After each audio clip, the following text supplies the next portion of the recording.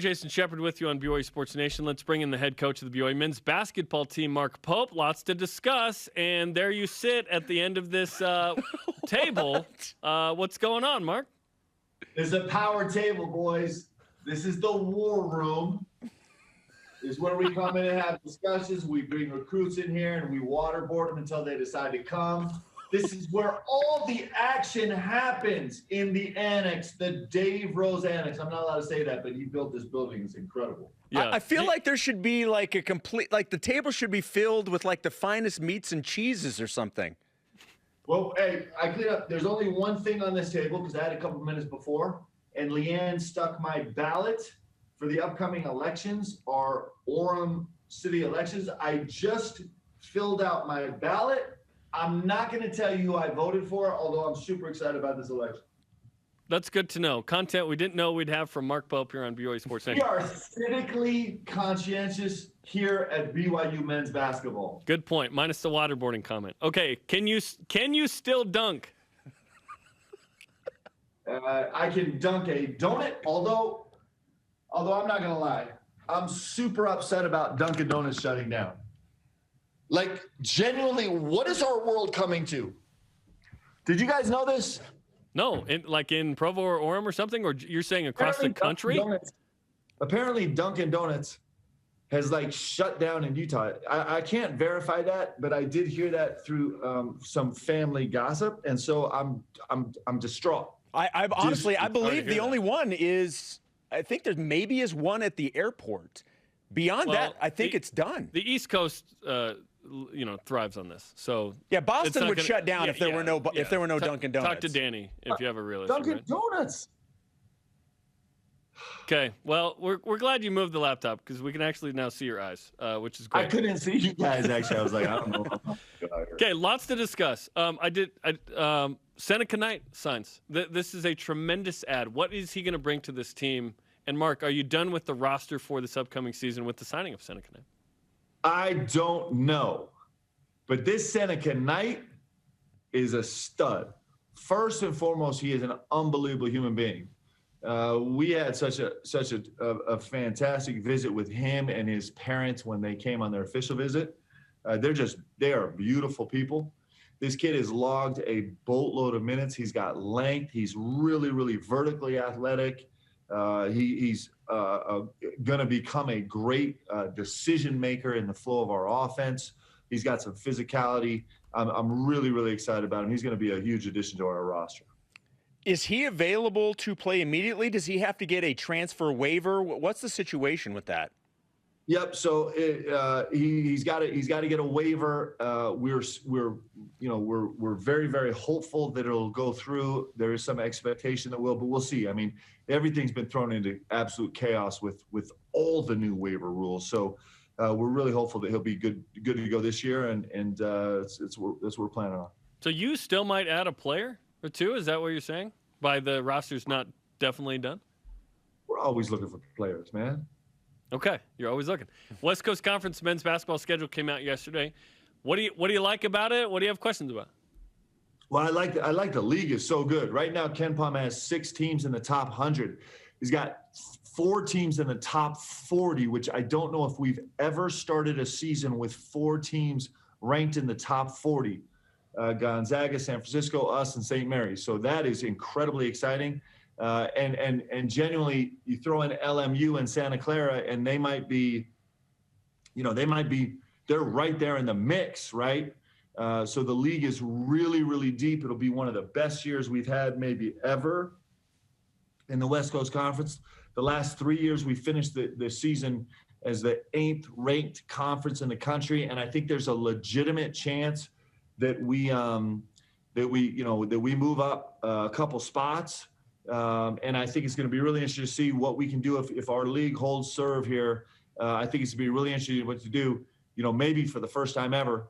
I mean, maybe for the first time ever, we sneak 4 teams into the tournament. We'll see. We got a lot of work to do to get there, but the conference is incredibly deep and veteran and tough this year. So it's a big time season. Interesting that we're going to be done with the Zags in the first 10 days of February. We will have played our second game against the Zags, which normally those are are loaded towards the end of the season. This LMU team is loaded. We'll play them twice in the last month of the season.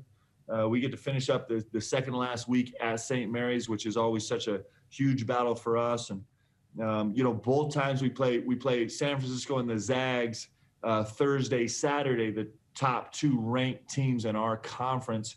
So they didn't do us any favors there, but we love a challenge. So that's the 2 cents on the schedule. We had you on 2 weeks ago, and we asked you about the non-conference schedule. When do you think you're going to have the full schedule? And you said hopefully soon, but you're still working on some things. Any updates to when you think that may be coming out, the full schedule? Yeah, we're still a couple games short. I thought we had one in the bag, and then it just went away. Something happened, so we're working hard on that. But that might be a couple more weeks. We're super hopeful. Creighton's added. You're going to play that in South Dakota. That's going to be cool. That's a great game, Mark. Yes, it is a great game. There's a lot of similarities between our 2 programs. We both have been top 20 offensive teams the last couple of years. Both have I don't know if Creighton's finished in the top 25 the last 2 years, but we've both been ranked the last 2 years. It's going to be a big time game on a neutral court in South Dakota Mecca. What city is it in, guys? I don't even know. I can't remember. Yeah, I can't remember off the top of my head. It's a big city. Whatever city it is in South Dakota, it is a big city. It's going to be a great event. We're really excited. We'll return the game next year, and so I'm so excited about the series. It's just good basketball. Sioux Falls, that's where it is. Sioux Falls, let's go. So now that you've had an opportunity, and who knows, maybe some others are added to it, but you have an idea when you see these guys, like what it would look like when they're all together. Starting to see some, we see the videos coming out on social media of the guys practicing and putting up shots. What's this group like right now? Well, I think it's a hungry group. I think they're super hopeful that the bulk of COVID basketball experience is behind them, although we don't know that. Obviously, we're not trending the right direction. I think it's got a bunch of guys who have been through it. We have a real veteran feel on this team, not just guys that have been through it with us at BYU, but we've just put in added a couple transfers who have played massive minutes already in Division I college basketball. I think it will be a little bit smaller than we were last year, maybe a little bit more skilled than we were last year, and we'll have some different challenges. But I think it's an incredibly exciting group. I think we have a chance to be really, really good. Do you like, and are you okay with the expectations of 2 years ago? That was like an all-time group. They were projected as the 6th seed by Lenardi before COVID hit. Last year, you get a 6th seed as an at-large, which is really hard to do. And then this team feels like it's, like you said, equal to or better than last year based on who you've replaced guys with. Are you okay with that high expectation? I think fans are stoked about what this group could become. Yeah, I'm really excited about. Listen, I'm grateful for expectations because the guys that were here before and the guys that are returning, they're the ones that have set those expectations. It means that they're doing something right. And it does come with a lot of pressure. Some people are afraid of them, but we embrace them, and it's our job, right? We should be expected to be a top 25 team every year. That's really, really, really lofty goals. That would be, in fact, if we can do it this year, guys, it would be the first time ever in the history of BYU's glorious tradition of basketball that we finished in the top 25 3 straight years. First time ever. And so these guys have worked really hard to put themselves in this position, and they understand what's ahead of them. This will be maybe the best the WCC's ever been. Our non-conference schedule, even though it's not finished yet, is ridiculously difficult. And so these guys get the challenge ahead of them, but we're excited to go take them on. Let's go. Coach, you just mentioned BYU's tradition. People know BYU. They know BYU basketball. But I'm curious if you've noticed anything that stood out with the success of the program over the last 2 years. Out on the recruiting trail, have you noticed things changing in a positive manner? Or what have you noticed that you can say, yeah, the last 2 years, I'm seeing this out here on the recruiting trail? Yeah, it's a couple things. One is one thing that's been nice for us is almost everybody picks up the first phone call, right? Which is something. That's actually really something. It doesn't matter where they are in the country. It doesn't matter if they're freshmen or if they're vets. for the most part, everybody will give us a phone call, and then it's obviously a quick filter process with a lot of things that we are and we believe in.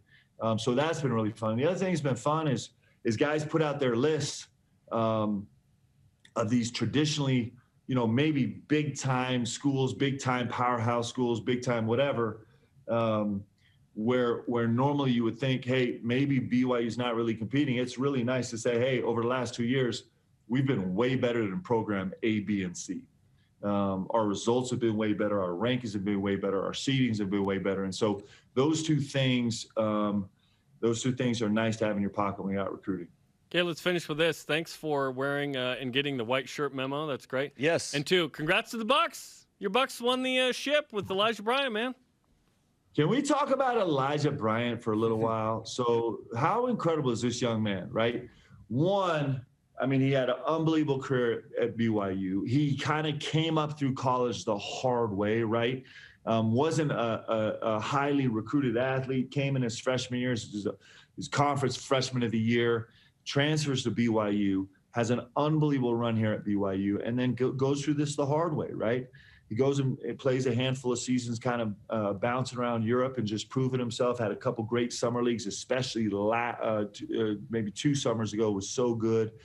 And then just gets rewarded by, being a member of an NBA championship team. Who gets to do that? And the whole while being such an unbelievable representative of BYU, of the university and the community and what this place stands for, and being willing to talk about the things he believes in. Come on, what a gift he's been to all of us. And how happy are we all for him? What an unbelievable accomplishment. And I know Milwaukee, when that joint is rolling, those fans are like just about like nowhere else in the country. So we got to watch that firsthand. That was super fun. That's awesome. Elijah Brigham Bryant. Okay, Mark, we appreciate the time, man. We'll talk soon. Let's go, guys. Appreciate you. That's